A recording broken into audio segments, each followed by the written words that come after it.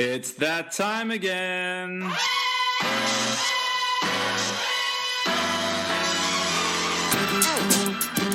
out! Here it comes. Watch out! Here it comes. Watch out! Here it comes. Watch out! Welcome back to the show. No big intro from me this week. Of course, I'm your host, Wayno. I am loaded up with lozenges, tablets, and water this week as I'm very sick. But, of course, as always, I'm joined by the People's Champ, Vince Germano. Welcome back to the show, Vince. Wayne, Larry Hunt. Here we What go. is wrong with you? Very, very sick right now. You sound wonderful. You sound like one of those phone sex workers. That's gotta make $1. Okay, Yep. gotta make a buck. Earn that cheese. But Talking about making a buck, we're also joined by the second richest man, Stu Benson. Stu, welcome back. Good evening, gentlemen. I tell you, if this property market continues, number one might be mine. Sydney's richest man. You have been busy, my friend. This is true. It's it's pretty crazy. But I want to ask how you guys are, but you do not sound good, Wayne. I'm fighting through, boys. is it COVID or just cold? It's just a cold. Look, I'm not. You should be proud of me, Vince, because if I was an NBA player right now, I'd be off at least 2 games. Okay. Oh, and I'd hate you for it. What was Paul George's one the other day? Sore toe. Yeah. I think he had an ingrained toenail or something. Yeah, give me a spell. Give me a spell. I thought it was menstrual cramps. That man trying to play it up again, huh? Well, no, I won't say it. Well, boys, Even I have limits. yeah. When? Were you about to mention that playoff P of his? Yeah. Look, we should get into it before I have no voice whatsoever. We're going to kick into the Eastern Conference. Look, a little bit of a surprise for some, not so much for others, but we're going to talk New York Knicks right now. 13-15 in their record, 5-5 in their last 10 on a 2-game win streak. Of course, the return of Derrick Rose to the lineup, but even before that move, this Knicks team has been making some noise. I just want to say it's a long season, guys. And as a Grizz fan, you can't live and die by the wins and the losses. You can't be prepared to trade away the house after every loss. You've got to ride some stuff out. And there's definitely been a lot of that online with this Knicks team. But to you guys, I pose this. Knicks fans should be feeling pretty good about this team right now. If I was a Knicks fan, I'd be very, very pleased. I mean, everywhere Tibbs goes, teams do improve. Mm-hmm. And I think a lot of it, well, it's obviously his commitment to defense, but as goes the beast Julius Randle, so go the New York Knicks. It's that simple. All-Star Randle, maybe? Oh, should be. He's a bully. He's a beast. Maybe. He's got to be an all-star. I would friggin' love it if he was an all-star. I don't know if he'll make it. The East is got a plethora of talent, but this is an exciting young team, and there is a lot for Knicks fans to be excited about. We've said that over different iterations of their lineups over the years, and we've obviously got our Knicks faithful, that listen, of course, to the show. We've got Phil and Steve, but I mean, this group with this coach, it just seems like if they can keep it together, and they got what they needed. They got vet leadership. Not only that, they got somebody who is just one of Tibbs' guys in D-Rose. They're pretty cool to watch, man. Like, sometimes they can be just atrociously out of position on defense, but they're learning a new system. But when they're on, they're pretty friggin' good. And I just want to say, too, I think people may be looking at this Derrick Rose, Thibs reunion, whatever you want to call it, a different way. Because online it's been all kind of negative directed. But I actually think the connection between a coach and a player like this is actually pretty rare and pretty special. And it's not as if Rose is playing terrible. He's playing pretty damn good basketball. His first 2 games back in New York, he looks like he's been there all season. Man, the second he walked on the court, there was some sort of swagger from everyone wearing a Knicks uniform on the court. It's like he's given them some sort of steroid injection, man. Like I don't know. It's like he's just brought it with him. And yeah, you're right. You can tell this isn't some novelty gimmicky thing. The guy's putting up numbers. And I think that, especially that, who did they play last game? I can't remember. Damn it, I can't remember. But the biggest thing that's the first time I've really seen Derrick Rose smile on the court. And his connection that he already has with Emmanuel Quickley, who I'm sure we'll talk about in a minute, like I was just watching that game just going, if I'm a Knicks fan right now, I love this because I love the fact that Emmanuel Quickley and Rose look 2 games in together and they already look like they're bonded. They're already like laughing. This is a fun Knicks squad to watch. Yep. So what's the plan for Derrick Rose after this season? Is he looking at Knicks long term, or because I would have thought at this stage of his career he'd be looking to latch onto a contender or I don't get think that. he's like that, do you? I think it's more a comfort thing with Rose. Like he wants to be happy. Hey, as long as he's happy, it's the main thing, I guess. Yeah, I mean, look, not everyone's gonna. No, I don't know. I don't want to cheapen it, but like opt out to get a bench role on a good team somewhere. Like he's also, I don't think he's definitely not that player either. Like, No, I just thought like maybe he'd like to go to like Milwaukee or something. Like he could really help Milwaukee. Didn't you say you want to go to a contender? Brutal, Stu. There's also like a bit of a price to pay with Thibs as well. Like we have seen in the past, and I thought he's been a bit better this season. But we have seen that rotations can tighten on Thibs. I think that's due in part though to his philosophy, and he's going to reward guys who are playing both ends of the floor. Unfortunately, with Rose coming in and him almost seamlessly fitting right back in, we have seen a bit of diminishing minutes from a guy like RJ Barrett, who before the Rose trade was pouring in that 20 plus points per game, but you've really got to play both ends. We've also seen it with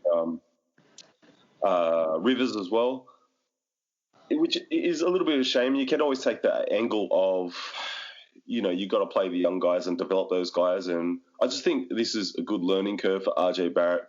He has to, Thibs is always going to hold you accountable. So, dude, the lazier guys, and it's not to say that anybody in the league is lazy, but the lazier guys on the Knicks, and Barrett is definitely guilty of that sometimes, but like you're gonna see guys like Nerlens Noel, his minutes are gonna probably double in Thibs' system because he's been playing well. He's going to earn them, and you're going to get like the Rook, who wasn't getting a lot of burn, but he's going to start to earn it. Toppin, I mean, Obi's going to get well. I mean, that guy can carve the key so quickly, and he's got hops, and there are guys that are going to see their minutes increase. But as you've astutely noted, that there are going to be guys who are going to have to earn their court time. I've got no problem with Tibbs doing that. Because I'm from the Rashid Wells, Ben Wells school, can't have that freedom on one end without responsibility on the other. Yeah. And also, I think Derrick Rose, he's going to be a good mentor for RJ Barrett. There's no doubt that's a little part of the reason that they've got him. Maybe he can mentor him a bit. But yeah, I love what Tibbs is doing. So we're going to talk quickly? We've got to talk quickly. Like, he's got to be the steal of the draft, right? With the exception of at the moment, LaMelo making the Warriors and the Timberwolves look a little bit silly, I think. I think Quickley's the steal of the draft. He is so good with the ball. Like, he's quickly become the primary ball handler. Oh, Quickley. He plays... see what I did there? Unintentional. Man, his penetration, no homo, and his floater... is incredible. It's like Tony Parker-esque. It's insane. Yeah. Are you telling me that Frank Nicotine is not long for New York? I was going to say, Vince, I almost had like a slither of hope for Frank under the Thibs system, thinking, he might finally get some like burn. But, I mean, that draft, wow. My God. Look, I'd give him an 8th round pick for him. Would you though? Yeah, I'd take a flyer on nicotine. God. I also got to just mention that I liked everything I heard from Thibs, like leading into the next season, like him really building up players. Like Mitchell Robertson obviously just went down with injury, so he's going to be out a couple of weeks again. But Thibs talking about Mitchell Robertson, and Nick's got off to quite a good start to start the year off, and he was talking like they're not going to be ready for Mitchell Robertson. We haven't even seen him yet. Like, and I was like, man, that's pretty cool. I know he did have a little maybe a whinge about minutes, but again, like that's just something you got to earn on the court. And there's a few players who make these slight gestures about their minutes played, but hey, when you're getting quick early fouls and what do you expect? He just hasn't matured yet, Mitchell Robertson. No. That's all it is. It's maturity. And once that happens, I think he's got a decent ceiling, like block shots, rebounds, and he'll score more as he gets older as well. But yeah, just keep your head down and work hard. The minutes will rise. I do think, it's been very well documented that if Vince and I go back through all the podcasts and all our conversations and all our chats of all the draftees the Lakers have had, and we've had a shit ton over the last 7 years that have gone elsewhere and done really well.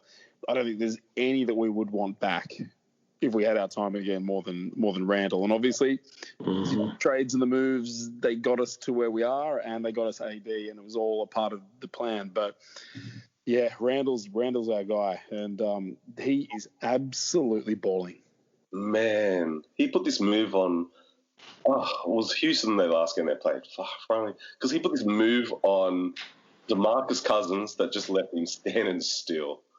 And I was just like, wow, when that guy is explode, like he's so. I think we really love him because he's just bully ball. He's just legit bully ball. Like, and he doesn't stop all game. Oh man, he has irrational confidence as well. Like in his mind, he is like it's Jordan, it's Kobe, and LeBron, and then Julius Randle. Like he's up there. Yeah, I think for me the thing that I love about Randle is just the motor on the kid. Like he just goes all game, and even if it's a back-to-back, there's no drop off in the next the next game. It's just really remarkable. But look, I suppose my only real disappointment, but I'm more waiting to see what happens, what develops, is I want to see a bit more out of Kevin Knox. Man, I really like Kevin Knox. I don't understand why he doesn't get a lot of minutes or more minutes than what he's getting. I think it's defense. Do you? Well, I thought he was pretty solid defensively. Man, I don't know. I'll admit I haven't watched a lot of their most recent games where he seems to have seen some minutes drop horrendously. But earlier in the year, they used to get exploited on wings that he was meant to be covering, and which is a shame because offensively, when he's on, holy shit! I mean, he's a heat check guy. I've got Knicks making the playoffs. I think they hold this up. I think this is, Where are they right now in the standings? Oh, they are, I want to say seventh, yes. And they're playing good ball right now. I think Charlotte's just edged ahead of them after today's win. Oh, no, they lost against the Spurs, didn't they? Yeah, so I think they're tied. They're tied with Charlotte and New York. Gee, I'm not sure I'm ready to make that call yet. Yeah, give me another month. All right. We'll come back in a month's time. It's definitely doable. If you look at this Eastern Conference and these standings, it is definitely doable. It's still the Knicks, though. It is still the Knicks. Well, they are improving. I'll give them that. But yeah, it's still the Knicks. Well, let's move to another team in the Eastern Conference. The Indiana Pacers, boys. 14-13 on the year. 4-6 in the last 10 on a 2-game win streak. Here's my thing with the Indiana Pacers. I just feel like there was some just questionable moves as of late. So some question moves? Yeah. Some question moves, yeah. I can't get that last part out. Yeah. The firing of Nate McMillan really, for me, felt like they were performing. It kind of came out of nowhere. So I don't understand that move. There's got to be something behind that. Because I've got to assume that it's come down to a player personnel problem, right? Because that's what my first thought was, because it was I mean, Like I said, out of nowhere. and then the Victor Oladipo trade, which also was like, I mean, look, I like the trade. Yeah, I was going to say I like that trade. Like I like Levert a lot, and look, it's great that they done the scan and they found what they found, and potentially saved his life down the track. I get all that. That's fantastic, but because of that, I also think that shot them in the foot for this year, because Sabonis is playing at an all-star level. He's just taken this massive jump this year, taking it all on. Like, he is your franchise guy, and it doesn't help that Vince should be happy to hear that your boy Miles Turner's playing well. About time. Leading the league in blocks, I believe. Wow. Yeah, and he's been playing excellent this year. So I like everything that's happening on the court for the Pacers. Just some questionable moves. I think they're fucked if they come up against Toronto, though, because, man, they shut Sabonis down. I think he had 8 points for that game. It was about a month ago now. I wouldn't worry about that. But he'll work that out. Maybe even a seven game series, but I just feel like watching that game, and look, it doesn't help when they crash Sabonis and throw the double teams, gets in the game, and then he's missing chippies and stuff like that. Like, I definitely don't think you have that same outcome, but it was definitely evident that they needed that extra scorer, and there was just no one else there. Well, here's the silver lining with the Oladipo trade and getting Karis LeVert. It's forced.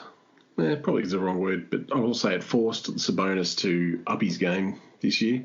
Even before the trade, when Oladipo wasn't playing a hell of a lot. Well, he's come back from injury, right? So he'll sit. Yeah, so Sabonis has blossomed. Turner has, dare I say it, gotten better. But when LeVert comes back, these guys are young enough to build on this. Like, LeVert's going to be a really, really good two guard for them. So they've got some weapons to come back. I think they're going to be fine. There's plenty of talent there. I have no idea who the coach is, though. I think he's maybe I want to say he's a former Raptors coach from the bench. I can't say his name. It's Nate Bajorgarin. Yeah, I can't say his name either. I can't say his last name. Yeah. It's Nate Bajork, okay? There we go. I'll hear nothing else. Man, I just freaking love their roster. Like, honestly, if I had to pick a young roster on the East, I something about it. I don't know. I'm a big Brogdon guy, and wherever he goes, and I'll follow him throughout his career. I'm just a really big fan of him. I just think he's like a little version of Tim Duncan or something. He's so fundamental and so there's just very little flaws in his game. He makes very smart decisions. His IQ's through the roof, and he just makes that team go.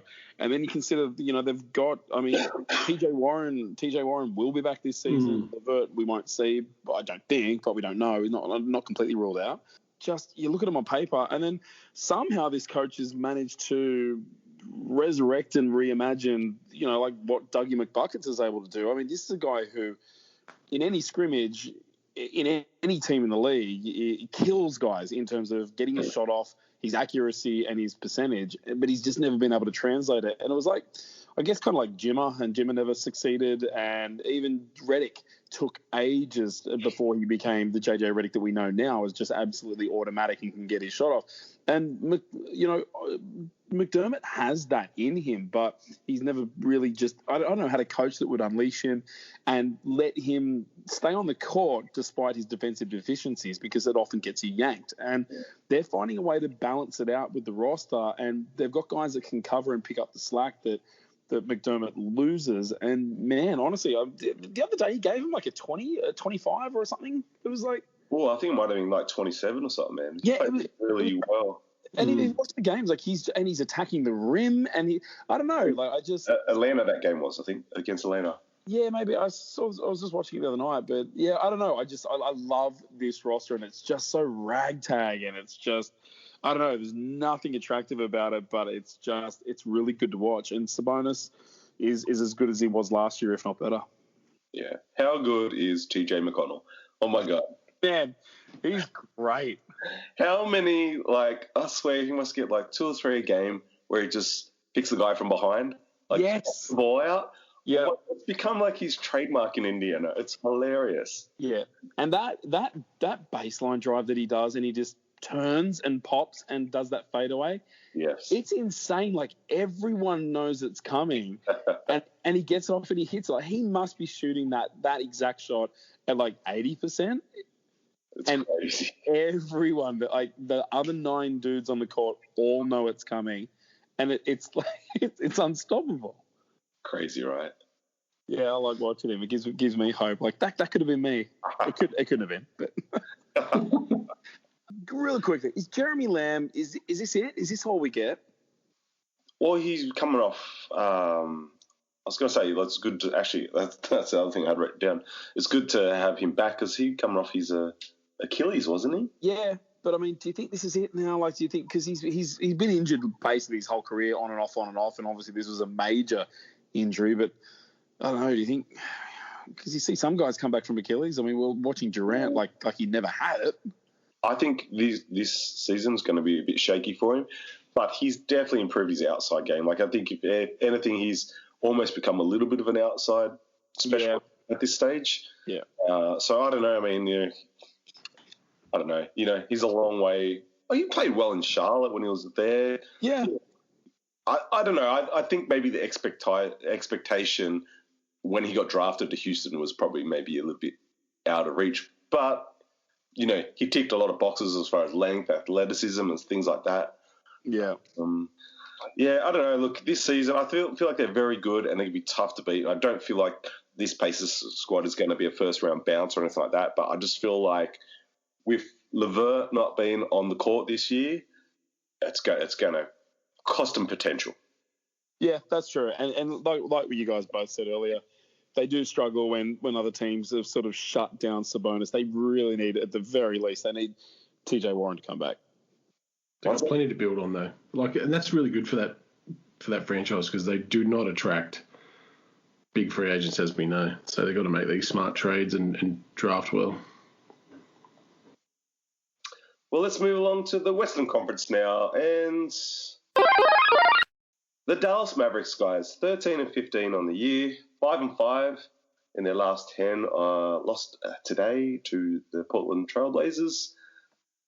I am not impressed by Dallas, I've got to say off the bat. I feel like they are the biggest pretenders in the Western Conference. Thoughts? They are pretenders. I'll agree with you. I still think they've got some nice pieces. They look like, it's no secret, they're looking for a third piece. My concern is the second banana there. I think I might have said it last show or the show before. I'm not 100% convinced that Porzingis is happy there playing with Luka. Yeah. He's hardly played. Yes, thank you, Wayne. But still, I don't think he's 100% happy there. I like the addition of Josh Richardson. Is totally different to what he was in Philadelphia. Yeah, I know.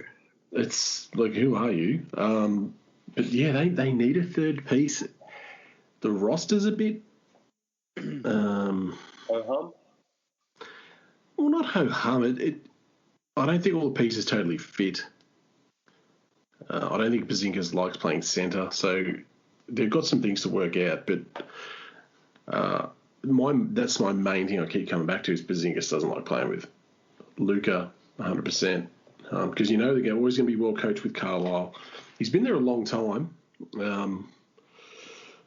Maybe he's come towards his use-by date. I don't know. I don't think so. But I think that's the main thing I keep coming back to is KP. They collectively, though, they stink on defense. Well, they do. Did you see Luka today against Melo? Yeah. Mate, me and you could blow past. I know, right? He Luka? made Melo look like he was 23. Honestly, and that's hard to do. But yeah, no, honestly, they stink defensively. Like if any player that you've never heard of is going to have a career night, they're either going to have it against Sacramento or Dallas, I reckon. Yeah, definitely. Can Luka just try on defense? Again, Steve Kerr wasn't the quickest guy, but geez, he tried to play defense. You could try and stay in front of you. Yeah. Luka, try. Just have a go, mate. Yeah, he's everyone sort of compares his game like he's very LeBron-esque in the way that he fills up a stat sheet. But honestly, if I was going to compare him to someone, I reckon he's very James Harden-esque. I'm so glad you said that. He looks for his numbers and he gets his rebounds. Don't get me wrong, like the guy's he's an absolutely profound passer of the basketball, puts guys in the spot very much like Harden. He's a very good rebounder for his size and height and likes to hang around the key. Very much like Harden. Gets buckets wherever, whenever. Very much like Harden. But fuck me. Those guys are matadors on D. I thought I was so smart having I'm so glad you're here, but so disappointed now. No, because I was watching today's game and I'm just going, they're playing Portland. I'm like, all right, for starters, look, as far as Luka goes, he's fucking great, and when this kid becomes an adult, he's going to be even fucking better. That's the scary thing when it comes to Luka. Yeah. But I'm watching this game, and I've been watching Dallas games this year because I thought, look, they're going to be a bit of fun this season. They stink. But it's that thing. They're getting Luka to do too much. I literally got in my notes, they're playing a very James-esque role, James Harden-esque role with Luka right now, where it's like this weird ISO ball. It's just without the cheap fouls. Do you know what I mean? Like, it's fishing for the cheap fouls, but sometimes it's actually quite boring. Like today's game, I was like, oh my God. Like, it's kind of reminds me a little bit of, like, I saw it a lot early with Karl Anthony Towns. So you get this fucking really good player, right? And you go, all right, like Towns, really good center, is our franchise guys for the future. Then you get him no help, though. Do you know what I mean? They never brought in a big guy. Like, if Towns is going to shoot the three, I think today he's now the all-time three-pointers made for Minnesota. I don't know how that makes you feel, but they never, ever brought him in a shot blocker. Do you know what I mean? Like, it's the same thing with Luka. It's like, okay, he's a great ball handler. Do you know what I mean? He has great vision. But you're telling me his best outside shooter is going to be Maxi Kleber? Nah, it's Tim Hardaway. Well, Tim Hardaway Jr., who's fucking spotty and injured as it is. It's like, man, they need help. And what happens? You got to be able to win games when your star player's out as well. You take Luka off this squad right now, they're not making playoffs. No, they're not. But it gets back to my point before. They're searching for that third guy. I think Porzingis has got to prove something. Oh, no doubt. No doubt. But I don't think he wants to be the second banana. I think he's more a third banana. Could be. But the thing about Doncic, though, when he missed that three today, he's so competitive. Like, it really bothered him. But he just doesn't show that fire on the defensive end. Like, you need that in your leader. Like, the young guys need to see your leader, and even though he's young, but they need to see their leader doing it at both ends. Yeah, I don't know. I'm just not sold on them all, and I mean, they're not finished. They're not a finished product, mate. You got to remember that. Yeah, I mean, look, statistically, who is their third guy statistically in points? Is it Hardaway? It's got to be Hardaway, yeah. Yeah, it's Hardaway, and then I think Richardson's next with about 13, I think. Okay. But you're dead on with that Josh Richardson thought, Vince. Like, he doesn't look lost out there, but I don't know, man. Like, he should be putting points on the board, you know? Well, he's playing better than he did last year. Like, he was at sea with Philadelphia. He was like the guy that was at Miami putting up 18 a game. Then he went to Philly, just turned into poo. Yeah. Whatever happened to him last year, not good. No. I mean, he's 12-2-2 this year, so I think it was better than last year. Oh, he's playing better. Like, I think those numbers have surely got to be up because he was pretty bad last year. Yeah, I don't know. I just sometimes worry when franchises get this diamond in the rough, you do have to surround them with the right support. You know, like, you can't just let them burn bright on their own because they just burn out. Yeah, look, like I said, mate, they're not finished. They're surging, and it's not easy. Do you think they make playoffs? Like, do you think, like, even if there's a move on the board somewhere for Dallas? Like, I know, look, that's the thing. Like, if there's a move to be made, Cuban's not afraid to. Oh, he'll do it. Yeah, he'll pull the trigger. But yeah, it depends when they do it because it can do two things. It'll either inject some life into them, get them going, or it'll just derail them a little bit and they'll miss the playoffs. So it just depends. I'd be trying, and I'm sure they are. They're probably looking right now. But, yeah, it just depends when they do it. But will they make the playoffs? I don't think so. What are you, Stu? Do you think they'll make it? No, I don't. No, I just can't see it. There's something missing. They're porous defensively, and I don't know. I don't know if it's a vet. I don't know what they need. I don't know. I don't know. But there's just something amiss. They need KP to actually establish himself inside first before he starts going out there chucking 400 3-pointers. And they also miss Seth Curry spreading the floor for him. Yeah, they do. They definitely. Well, let's move on to our final team. The Phoenix Suns, boys. 17-9 on the season. 9-1 in their last 10. Very impressive. On a 6-game win streak. Look, the Chris Paul effect. I think it's evident, right? Like, he's turned them all into vegetarians. Vegetarians, the whole damn lot of them. Damn. No more meat. Soft. Which would explain Devin Booker looks pretty fit. Actually, I don't know. Like, Booker looks, I don't know, a bit malnourished. I don't know. Like, jeez. He looks skinny, man. He looks skinny. Oh, no, he's paleo vegan. Oh, shit. Maybe. Pete Evans' The favourite ball. Hey, he's putting the ball on the floor a shit ton more this season. I love what I'm seeing from Booker. Yeah. Did you watch the Philly game by any chance? Nah. Oh. That was today. Was he attacking? Oh, the worst thing that Ben Simmons could have said was that he thinks he's the best defender in the NBA. Oh, Book went at him? Stole his girl, then stole his soul. Hell yeah. Nice. Did not even phase him. And then just the jawing. Like, Simmons caught him on a switch. Booker just puts this little cross on him, bounces back to the three-point line, sinks it. Then he sinks ones from almost the logo right in front of Ben Simmons. Just like, oh, Benny boy, not you. Book talks shit too. I do like that about him. He talks a lot of shit. I'm actually going to watch this game tonight after we record the podcast because I'm just tracking Embiid. I honestly, LeBron and Joel are my two MVP, top two of the list this year for me. And I'm actually, for the first time ever, enjoying watching him. He is killing it. But anyway, back to the Suns. Look, a lot can fall apart, I was going to say. We've seen... Like, I don't think the Chris Paul effect is any sort of secret now. Like, we saw what he did last year with OKC and how he turned that team. And look, it's a lot like, I don't know, like Vince, like, I know you've had your moments with Chris Paul, but he's a goddamn good point guard. I never said he wasn't a good point guard. You definitely said he wasn't a point guard. A good one. Yes, no, I haven't. You definitely. He's in my top 10, so obviously I think he's good.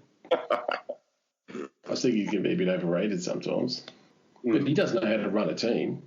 Yeah. Like, that's every team he's gone to, they've been run very well. Hey, Stu, you reckon we could trade Marc Gasol for Ayton? I don't think we'd get much from him.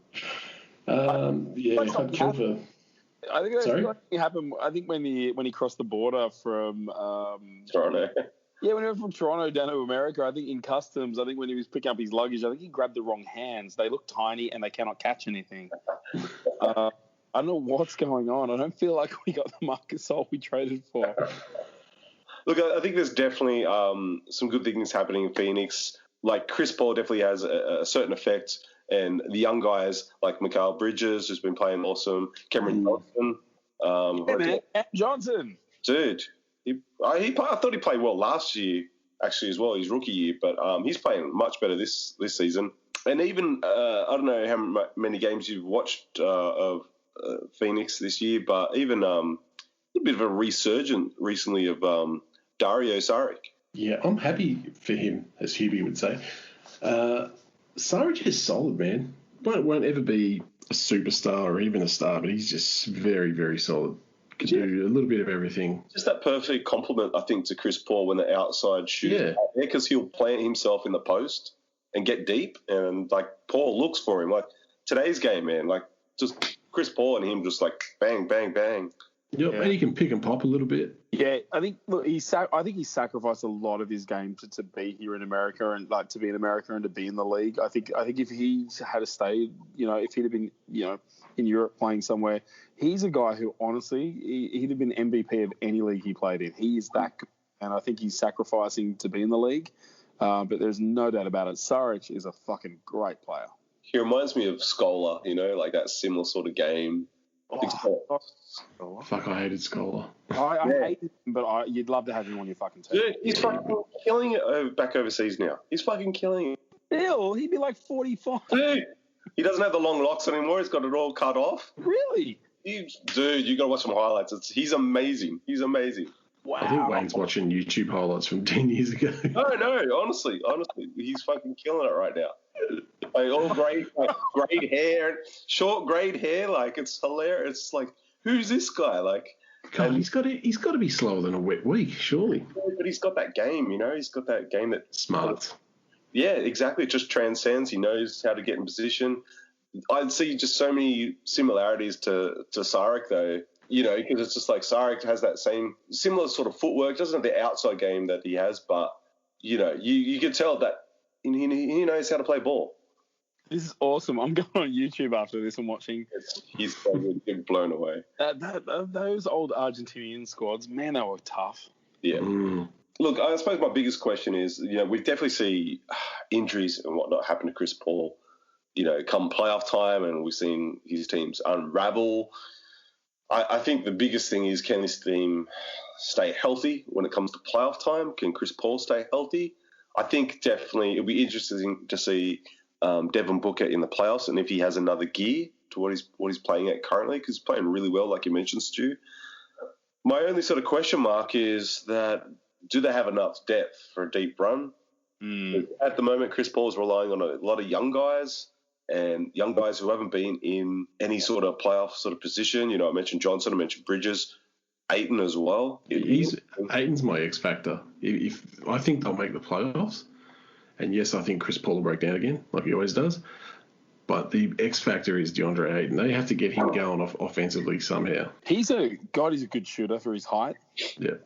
He really is. He's still, and you can tell by watching him, he's still trying to get a feel for the game. Like he gets into foul trouble a lot still. He's still a little bit clumsy and still a little bit, I don't know, he's just so big. Like around the basket, like sometimes his fouls are just clumsy. I still think he's a couple of years away from, I don't know, knowing his body and knowing the NBA game. Almost a little bit like Joker. Like it's just taken him a little while to stay on the court longer and to, I don't know, use his body like he should. But Ayton, seriously, is a massive X factor for them. Yeah, I feel like he lets them down a little bit defensively. Like I don't feel like he's a good shot blocker for his size. Yeah, he could stand to block a few more shots, but I think he's always worried about his fouls. I think he doesn't challenge things that he should, and I think he's always worried about that.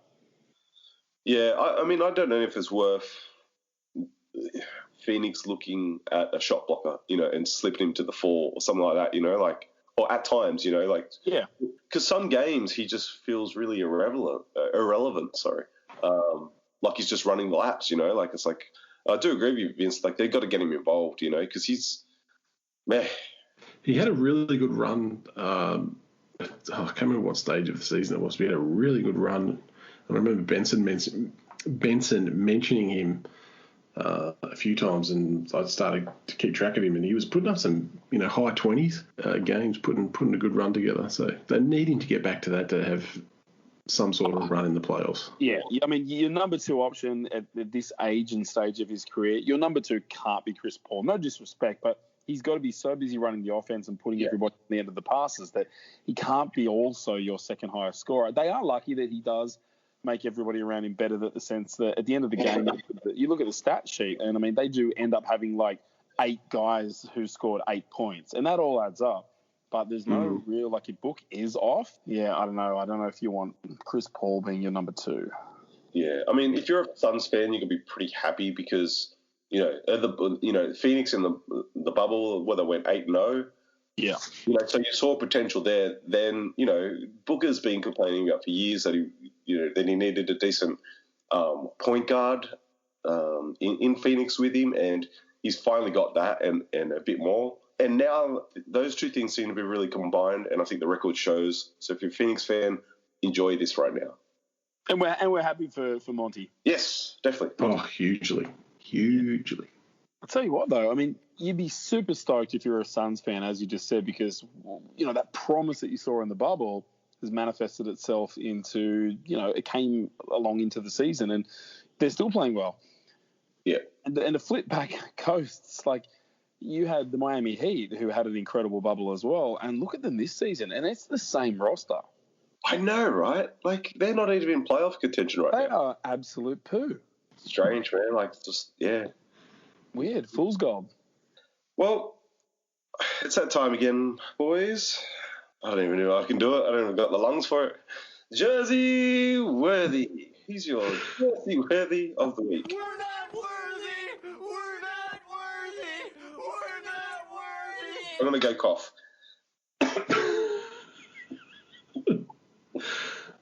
Mine, I had a tough one to pick this week. I had a toss-up between Zion and LaMelo Ball. I'm going to go Zion because I was concerned for him about 2 weeks ago, and he has just... I think he listens to the show because every time we should can someone, geez, they come out and just fire up. Don't they? Bastards. So, Marcus, you're really shit. Yeah. No, I'm just going to design with him playing out of this world at the moment. Absolutely balling. Still has one of the biggest butts I've ever seen in my life. But he's just a beast. Wide truck. Stu, who have you got for Jersey Worthy? Mine was a toss-up between LaMelo Ball and my guy, Zach LaVine. Oh, nice. And, flip of the coin. I'm going to go Zach because he's more important at the moment than LaMelo is to Charlotte, only because Scary Terry's playing really good too and Hayward's up in his game. I'm going to give it to LaVine. LaVine's playing some really good basketball right now, like really good basketball. He's got to be all-star, right? I really hope so, man. Like, and if people watch his game, like his shot and his release and his decision making on those shots is elite. Like, I know it's the Bulls, and I know people might think it's just big stats, bad team guy, but I think in terms of young rosters, when they're healthy, and it's a huge when and if and will they ever be, they've got a great roster as well. I don't know. I'd be very disappointed for him if he wasn't an all-star. For my Jersey Worthy, I don't have a particular player. It was more of a circumstance than anything. I was just really glad to see there was no bad blood in that Brooklyn Golden State game. It was just good to see Durant and Curry, like, no hard feelings between them. Like, it was just a good family basketball vibe that you got from it. Like, you know what I mean? Like, it was no... There was a section where there was a part where they both crashed into the ground into each other and they picked each other up and Durant waited for Curry to get up. It was really nice. Look, Jeez, I know. You blokes are getting I knew. It was. I was like, this is going to be hard to describe on the show. And you're not wrong. It's a bit soft for my usual standards, but I was like, this is actually a really cool moment. Like, this is actually, like, it's nice. It's nice. It's Talk about overrating a moment. Jesus Christ. Valentine's Day, bro. Okay, Oh. I'll tell you what, you know who, in saying that, in bringing those guys up, Chef Curry, man, he's fucking Jersey worthy right now. Oh, man, is he what? If you forgot and if you didn't know, now you know. Seriously. Speaking of Valentine's Day, did you get your wives anything? Sickness? I gave her sickness. I worked all day, so I gave her a day without me, which is pretty fucking good. No, I didn't either. You get our wives anything either? We don't really do that. You don't need a day. That's a bullshit day. Seriously. Yeah, we don't normally do it, to be honest. I did get some flowers and some chockies and you're fucking soft, mate. Just for when Lynn's got up in the morning, so they'd be on the calendar there for it. But why did you do it last week? Or last month? Or the month before that? Why did you do a special day, Wayne? Because I forget things, Vince, and sometimes it's nice for the internet to remind me of this. So, not everyone's as selfish as you motherfucker. Do you know when your anniversary is? But I was kind of glad we were all sick because no one felt like doing anything. Anyway. I'll not say anything. Thank you. Appreciate it. When you have winners, you have losers. The Brain Fart Award. Who gets your brain fart? I don't usually attack these kind of people. Oh. But I'm just gonna, after watching today's game, I've just got to go for the Lakers medical staff. Oh. Just what? When your superstar has tendonitis of the Achilles, pretty sure he needs more than 2 games. I'm no doctor. I'm no physiotherapist. But can we just... He still wasn't right to come back. Do you know what tendonitis is in the Achilles? No, what is it? It's a series of little tears in the Achilles, apparently. And you no doctor. Come on. Well, Wayne. So today, I actually thought he ripped his Achilles today. I did too. From all reports, it's just a re-injury. Like he's strained it. Yeah. It's inflamed. But gee whiz, he wasn't right. Can we just... We're 20-7. Can we just give him a couple of weeks off? Yeah. To get it right? Yeah, I agree. Just blood in the other guys. Give them time. Play Morris. Play... we've got a bench. Just mix it up. Honestly, if we lose them all, who gives a shit? It's a long season. Yeah, and we wouldn't. We'd still win. We've got enough talent there. But fuck, why risk it? Saw what happened with Durant. Why risk it? Stu, who's your brain fart? The only one that really stands out was Draymond's shot with 8 seconds to go the other day when he thought it was 0.8. That just cracks me up. The way it corralled off the backboard and they all looked at him and he looked up and it was Shaq in a fall. It was Steph's standing right next to him. I know, right? And he breaks free and he does all this effort and he gets the inbound and Steph just thought he was just going to set a high screen and hand off, and no, he just turns and just throws this fucking ball off the backboard. Did money on the game, you reckon? Or? Oh no. It was it was quite a sequence of events. A rare brain fart nominee for me this week. Mine goes to Kemba Walker. Hello. I don't know if you guys have been watching or keeping track of many of the Boston games late, but they are. I have. They are. Isn't he like 1 of 40 from 3 or something? Right. So I think he made a couple yesterday or today. I can't remember. Okay. Who did they play that? I can't remember. They played Washington. They was against Washington, right? So 91-104. Walker after the game. I don't know if you can come out and call out your teammates for effort when you're underperforming. He didn't. He dropped 25. Dude, he has not been playing well. Oh, he's coming off a knee. Oh, okay. Crikey. Sorry, Dr. Germano. Yes, that's better. Nah, you can't call out everyone when you're underperforming. Fucking brain. Isn't he the captain? He's not the captain. He's one of the captains. He's on they're looking to unload him anyway. Fuck, I'll take him. It's not working.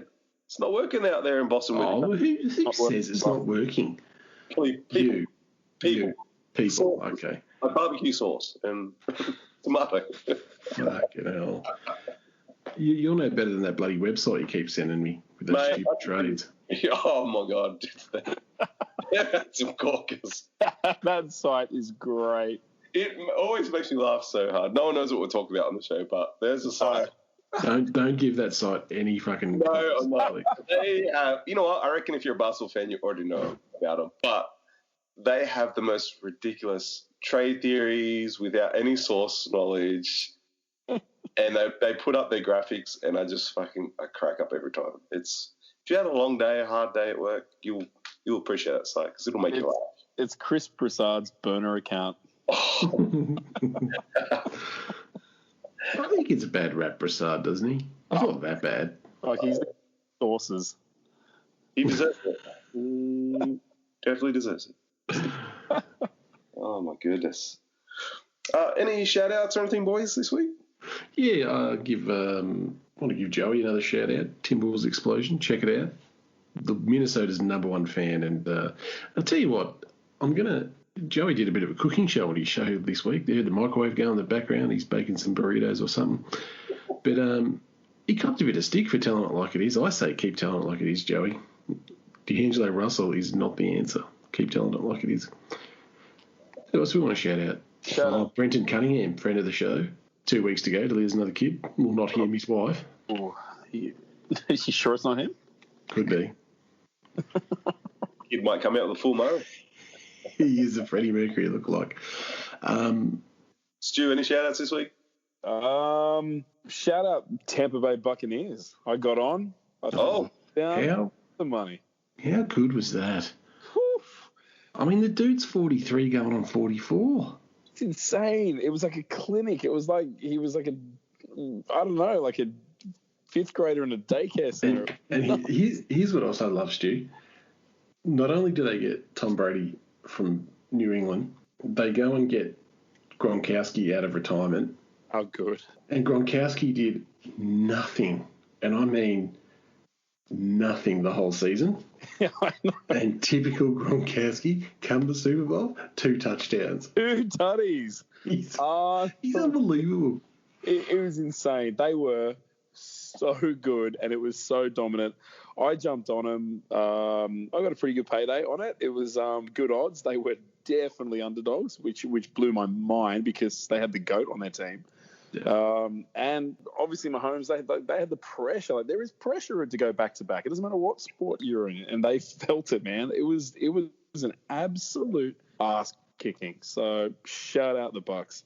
I look at Tom Brady and I look at Tom Brady and I just think of LeBron James. Like, is he still going to be able to win titles at 37, 38, 39?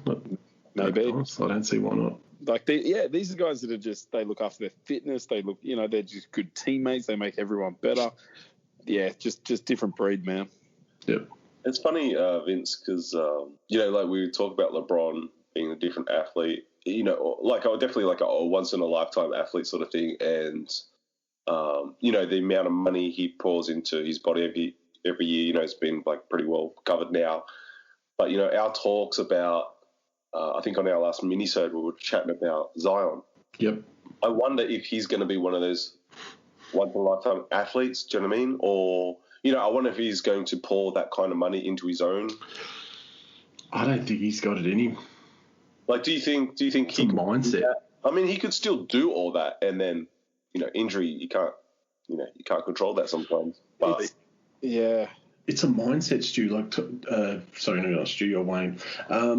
It's a mindset. Like, Brady's got that mindset to still be number one. So's LeBron. They go spend that money. Like, Brady changed. I think it was like when he got to his mid-30s, he went on a vegan diet, stopped eating all meat, no sugar. Yeah. And LeBron's done the same.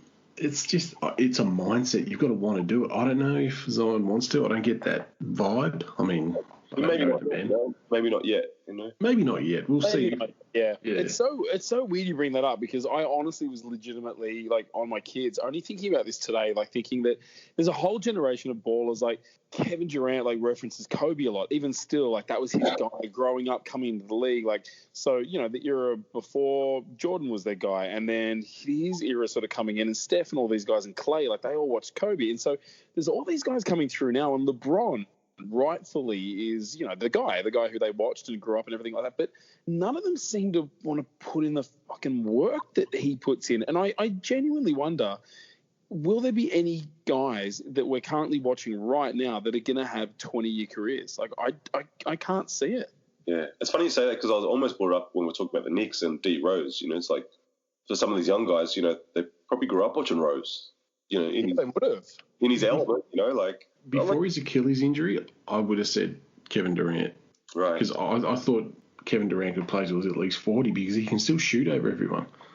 Well, I still feel like that, Man, yeah, if that Achilles doesn't break down, I've never seen anything like it. Like, with the exception of obviously Zach LaVine's hops, which is medically just insane, and I've spoken about many forums before, but honestly, and we know that Durant wasn't ever super reliant on his athleticism in terms of, like, he wasn't a dunker and he wasn't a huge slasher. He's always had the fact that he's 7 foot and he can, anybody that guards him is at a height difference and a trajectory difference. But the fact that he is back and at 31, 8 and 6 a game, it's insane.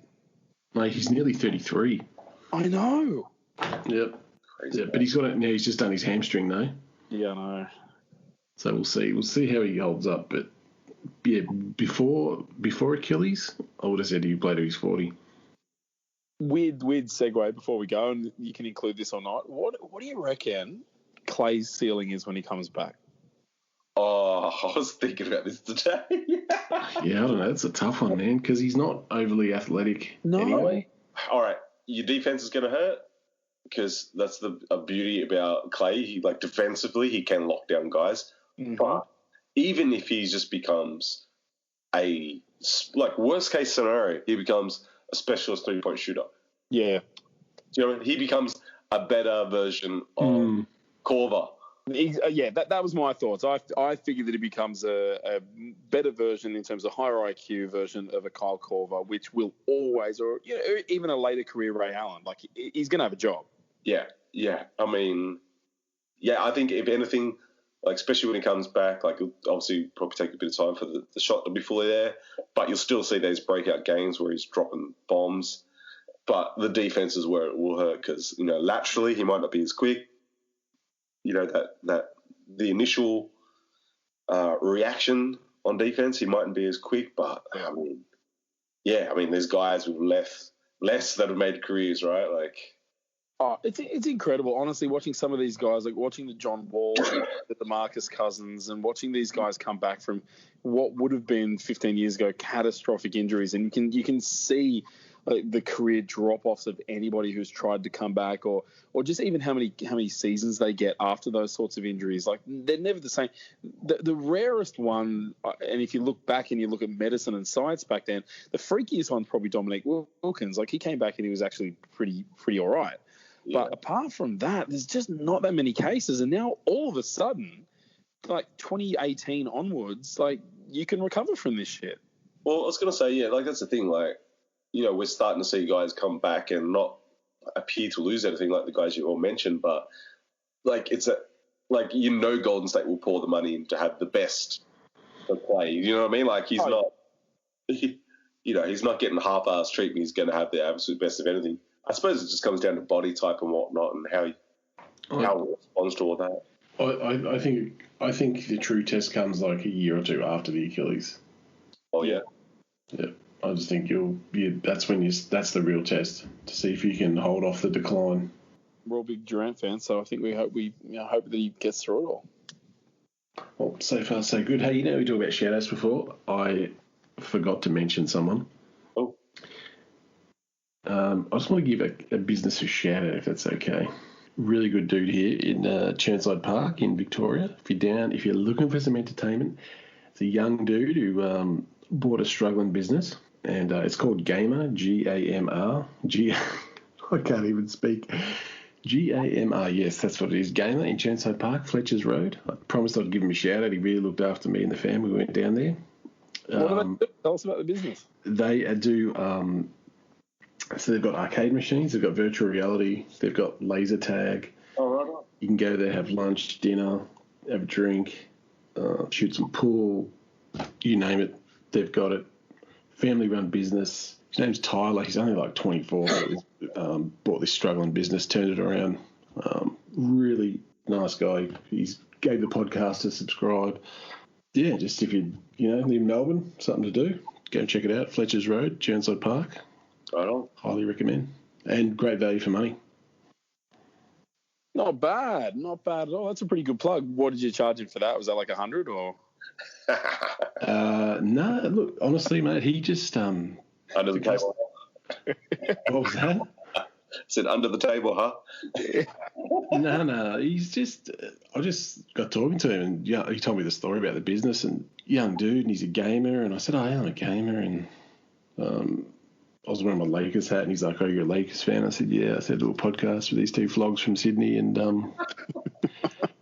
he's like, yeah, what is it called? Told him, he subscribed. He goes, I'll have a listen, because he listens to podcasts as well. And I suppose you got to do something when you're in lockdown. You fucking shit state. Sorry, what? Fuck off, dickhead. We've got one case, all right? Hey, you can't give it without getting it. You've got one fucking case, all right? Why don't you just... Look, we don't want to be a UK, all right? This is true. And it's only 5 days. Does he have a team? Does he follow a team? I can't remember what he said. He's probably a Lakers fan, let's face it.